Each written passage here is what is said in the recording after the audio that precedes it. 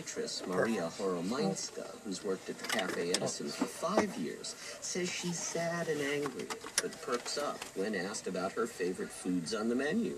Pastrami, yum. Cheese blintzes, yum. Kasha Veneska, wow. I grew up on. That's why I love it. And that's why a lot of people who make what's lovingly called the Polish Tea Room, our regular destination, will miss it when it closes. Joan Carlton, who lives in Kansas City, says she makes a beeline to the Cafe Edison whenever she's in town for a bowl of matzo ball soup. The only place I ever have it, and it's the best in the world. You can tell when we go over a speed bump. Media attention will get the cafe a reprieve. And as of yesterday, he's been in talks with the hotel's owner to see if something can be worked out. For NPR News, I'm Jeff London. Yeah, you can see the graph. Is that the part you're looking at? Yeah. I think it's supposed to make those waves. Oh, but the middle one's got big waves. Yeah, I think that's the one that's the Support for NPR comes from NPR member stations and from the Doris Duke Charitable Foundation. So now do you go online and compare this to it, or what do you do?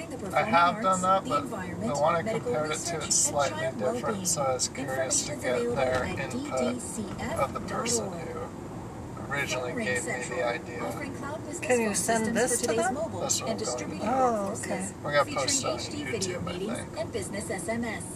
Learn more at I mean, really, you should just be able to hook up that machine from Athena Health. Committed to helping physicians manage industry change so they can focus on patient care. More about cloud-based EHR and practice management services at athenahealth.com. It costs like $2,000. And from Joyce V. Hale, in the interest of engaging an informed and civil electorate. It's helpful for some things, but it's just nowhere near as helpful as it claims. KCLM Santa Maria and KCLU Santa Barbara, with engaging discussion from On Point every weekday morning. Like this, it's working, you know, for this, but it should work better. Let's go to the Central Coast. It's southbound 101, just south of Three Bridges in Gilton. It's a long-playing problem. A two-vehicle minor injury crash in the clearing stages now. Last check, still waiting for a tow truck. All clear northbound 101, just north of Rose Avenue. The disabled vehicle is out of there. Still have an animal hazard of some kind, northbound 33 at Stanley Avenue. And a little bit of slowing northbound 101 right now in the Camarillo area, right around Pleasant Valley Road.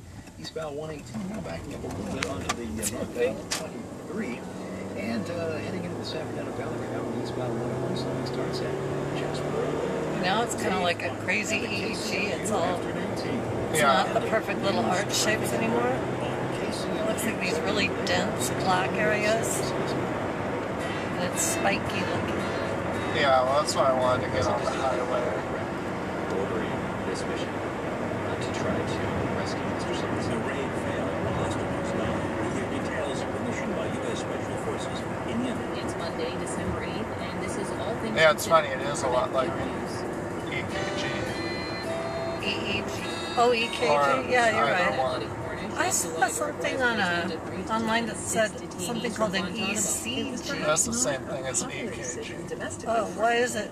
Why do they? What's the K for? It's electrocardiogram with a K. And in the U.S., it's electrocardiogram with a C.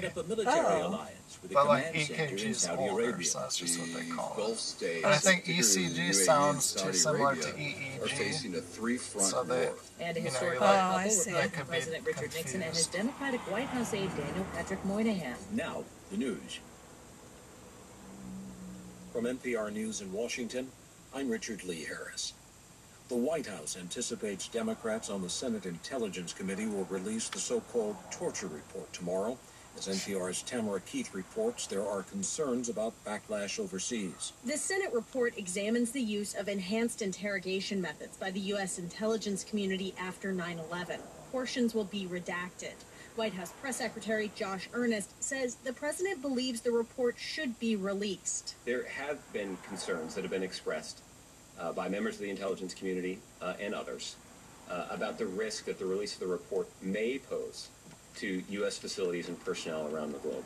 That is why the administration, 4 months now, has been preparing for the day that the report is eventually released. Earnest said it is difficult to imagine a good time to release this report because of the painful details that will be included. Tamara Keith, NPR News, the White House. The mother of a 12-year-old boy fatally shot by Cleveland police says she'd like to see the officer charged and convicted. From member station WCPN, Nick Castell reports she spoke to media flanked by family and lawyers. Police say Tamir Rice was playing with an air gun last month when officers pulled up next to him in a car in response to a 911 call. Police say 2 seconds later, an officer shot the boy when he reached toward his waistband. Tamir's mother, Samaria Rice, is now saying more about what police allegedly did that day.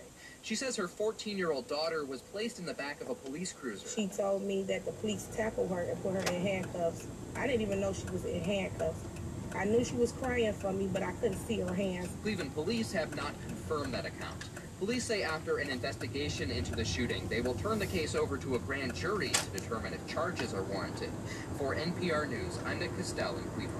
The University of Virginia is refusing to immediately reinstate Greek activities that were suspended after that Rolling Stone article depicted a gang rape at a fraternity house. This despite what the magazine acknowledged making mistakes in its reporting. University officials say that the flawed story and the ensuing debate has prompted them to create a group to explore its policies and campus culture. NPR's Jennifer Lovell has been talking to students on campus. There's a lot of dismay here. People, especially in the students working on sexual assault, just feel so let down, both by the apparently bad reporting that was done in the Rolling Stone article, but also that, you know, the woman who came forward with her story is now being questioned, and they worry that other